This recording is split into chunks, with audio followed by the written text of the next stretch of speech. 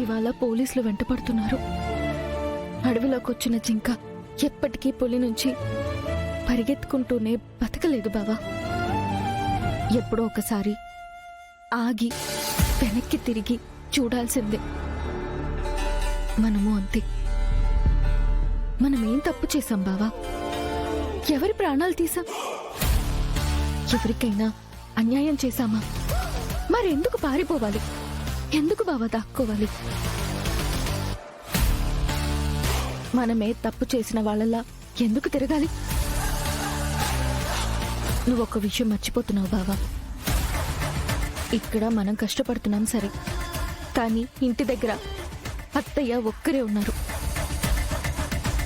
అక్కడ పూరి, ధ్రువ, తారా చేతుల్లో ఉన్నారు. వాళ్ళ పరిస్థితి ఏంటి బావా?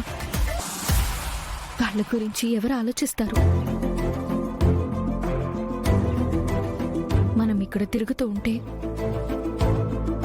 వాళ్ళక్కడ ప్రతి క్షణం భయంతో బ్రతుకుతున్నారు. మనిషి నీడ నుంచి పారిపోవచ్చు, కానీ తన బాధ్యతల నుంచి పారిపోలేడు బావా. ఈరోజు మనం భయపడి పారిపోతే రేపు అందరూ అదే నిజం అనుకుంటారు. గగన్ తప్పు చేశాడు కాబట్టే పారిపోయాడు అనుకుంటారు.